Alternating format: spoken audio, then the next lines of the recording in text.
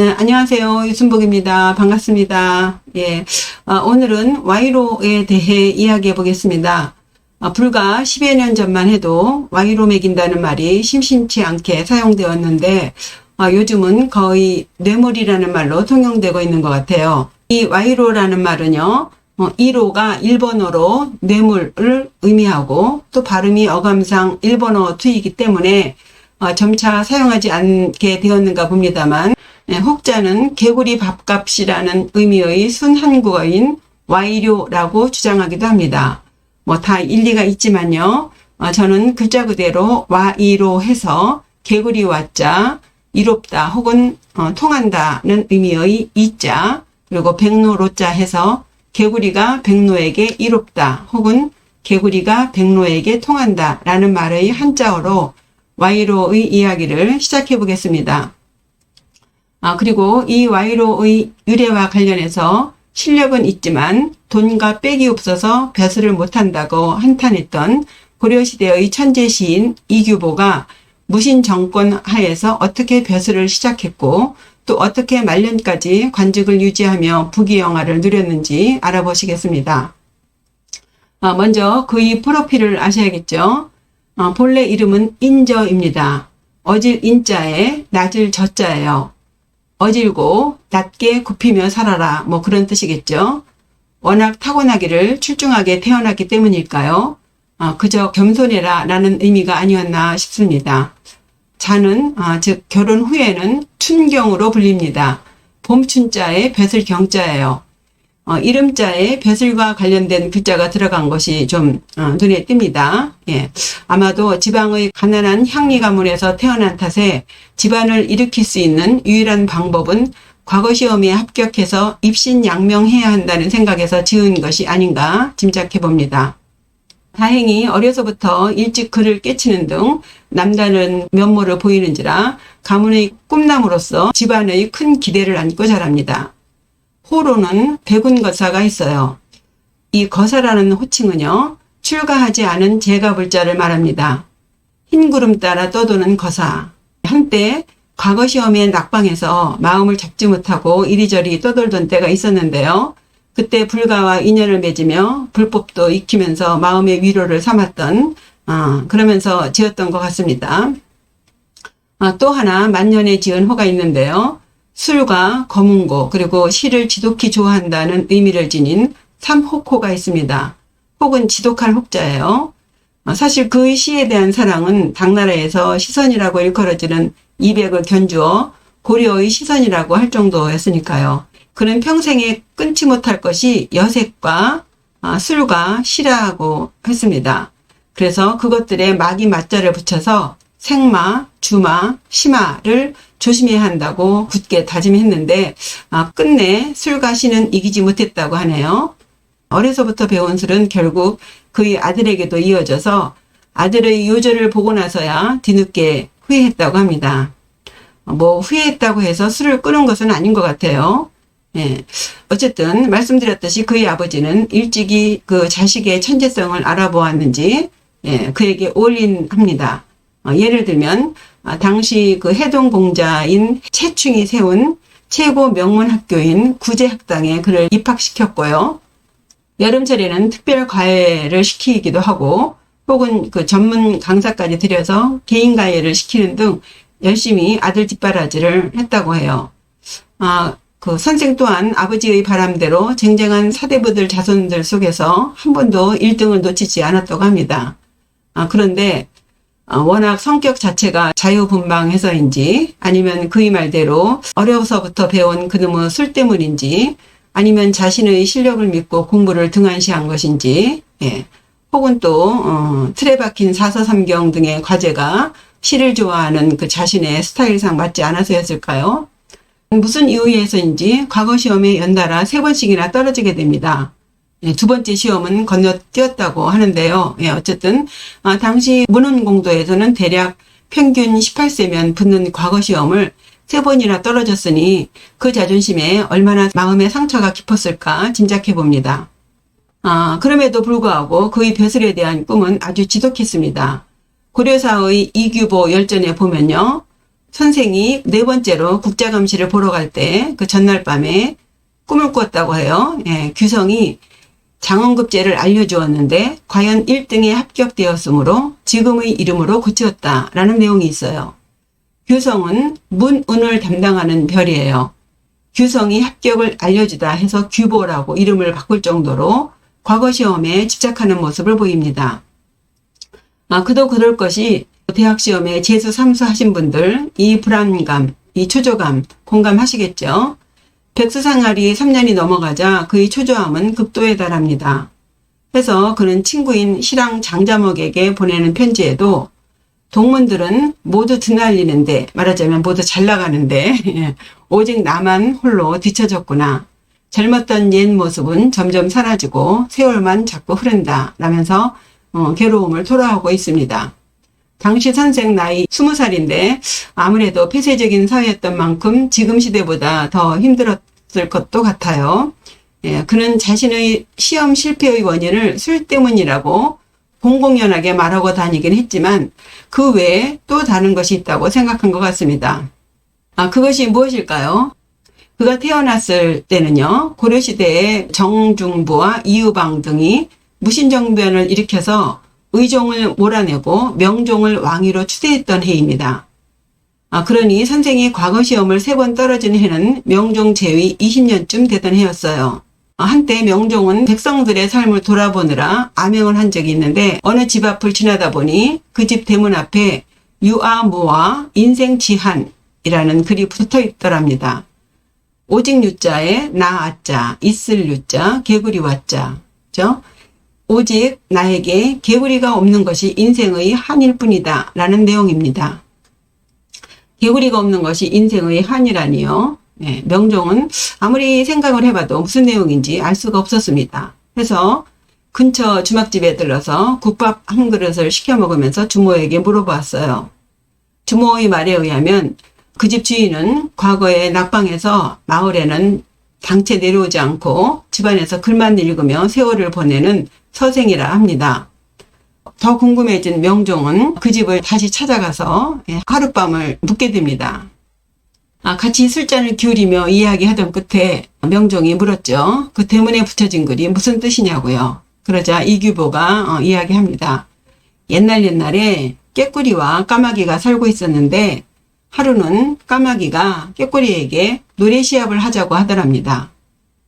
깨꾸리는 의아하게 생각했죠. 자신은 목소리도 좋고 노래도 잘하지만 도대체 까마귀는 노래는커녕 목소리 자체도 좋지 않으니 시합을 하고 말고도 없이 승리는 따는 당상이라고 생각했습니다. 거절할 이유가 없겠죠. 그래서 그 둘은 백로를 심판으로 정하고 3일 후에 그 자리에서 만나 노래 시합을 하기로 약속하고 헤어졌습니다. 깨꼬리는 그날부터 관리 들어갔어요. 3일 동안 목을 잘 다루면서 노래 연습을 열심히 했습니다. 그런데 까마귀를 보니 도대체 노래 연습은 하지 않고요. 온 논두렁을 다 해주고 다니면서 개구리만 잡고 다니더랍니다. 깨꼬리는 이상하게 생각했죠. 뭐지? 약속한 3일이 돼서 깨꼬리와 까마귀는 백로를 앞에 앉혀놓고 각각 노래 한 곡씩 불렀습니다. 깨꼬리는 깨꼴, 까마귀는 까까. 깨꼬리는 당연히 자신이 이겼다고 생각했겠죠. 그런데 이게 무슨 황당한 시츄에이션인가요? 글쎄 심판인 백로가 머리를 쥐어뜯으며 점수를 매기더니만 까마귀의 손을 들어주더랍니다. 왜 그러죠? 도대체 이유가 뭔가요? 그제야 깨꼬리는 알았습니다. 까마귀가 그렇게 열심히 개구리를 잡고 다녔던 이유를 말이에요. 까마귀는 그 잡은 개구리들을 심판관인 백로에게 갖다주고 딜을 했던 거예요. 거래를 했던 것이죠. 깨꼬리는 땅을 치며 통곡했습니다. 유아무와 인생지한. 오직 내게 개구리가 없는 것이 인생의 한일 뿐이다. 라면서 울분을 토했다고 합니다. 노래 실력은 있지만 백로에게 통하는 개구리가 없어서 시합에 졌다는 것이죠. 아마도 이규보 선생은 이 이야기를 빌어서 자신 또한 실력은 있지만 돈 없고 빽이 없기 때문에 과거 시험에 합격할 수 없었다는 것을 세상에 알리고 싶었던가 봅니다. 그래서 자신의 대문짝에 그런 글귀를 붙여놓았던 것이겠죠. 이 말을 들은 명종은 이규보에게 며칠 후에 임시로 과거 시험이 있다 하니 꼭 시험에 참여하시오 라는 말을 남기고 그 집을 떠났습니다. 그리고는 급히 궁궐로 돌아와서 임시 과거 시험을 기체할 것을 명했대요. 드디어 과거 시험 날이 왔어요. 이규보도 궁궐의 뜰에 한 자리를 잡고 앉았습니다. 그런데 이게 웬일입니까? 시의 제목이 바로 유아무와 인생지한이 아니겠습니까? 그제서야 이규보는 자신의 집을 방문했던 그자가 바로 임금 명종이었음을 알게 되었죠. 해서 선생은 임금이 있는 곳을 향해 큰 절을 올리고 일필휘지로 답을 적어 수속으로 장엄급제하게 됩니다. 네, 참으로 아이러니하지 않습니까? 개구리가 없음을 한탄하면서 세상의 부정함을 비판하는가 했더니만 왕백으로 장원급제를 하니 말입니다. 그런데 과거시험 즉 예비고사에 해당하는 국자감시를 치르고 나면 본고사인 예부시를 치르게 됩니다. 그런데 선생은 국자감시는 이미 알고 있는 시제로 시험을 봐서인지 수석으로 합격은 했는데 최종고시인 예부시에는 꼴찌로 합격을 합니다. 예부시에 꼴찌로 합격해서일까요? 아니면 또 이 역시 개구리가 없어서일까요? 임금 백으로 합격은 했는데 9년 동안이나 보직을 받지 못합니다. 과거 시험만 붙으면 벼슬길에 나아가 먹고 사는 것은 물론이고 자기의 실력을 마음껏 발휘하리라 꿈을 꾸었는데 과거에 붙은 것은 아무짝에도 소용이 없었습니다. 과거 시험 합격, 그 이상도 그 이하도 아니었어요. 너무도 큰 벽이 있는 것 같습니다. 이때나 저때나 보직을 기다리던 선생은 더 이상 참을 수가 없었나 봅니다. 깨꼬리처럼 넋놓고 노래만 부르고 있지 말고 까마귀처럼 부지런히 개구리를 잡아서 백로에게 갖다 줘야겠다고 결심을 합니다. 네, 어쩌면 선생은 백수 시절에 느꼈던 그 좌절감, 그 처절함으로부터 정권의 부정함에 맞서는 대신 그들과 손을 잡아야겠다고 생각했던 것은 아닐까요? 돈과 빽이 없다면 어떻게 해야 하는지를 나름 터득했나 봅니다. 해서 그는 그때부터 본격적인 구직운동에 들어갑니다. 당시 국자감시의 총감독을 맡고 있던 좌주인 유공건에게 자신을 추천해달라는 구직서를 보내기도 하는데요. 그 시가 정말 압권입니다. 보시면요. 골짜기서 나온 깨꼬리 아직 그대로 나직이 돕니다. 말하자면 과거 시험에 봤는데 보직이 아직 안 됐다는 거죠. 차츰 큰 나무에 내려 금림의 버들에 의탁하고자 하오니 여기서 금림은 금지된 숲, 즉 궁궐입니다. 그러니까 궁궐의 버드나무에 의탁하고자 하오니 벼슬을 하고자 한다는 얘기죠.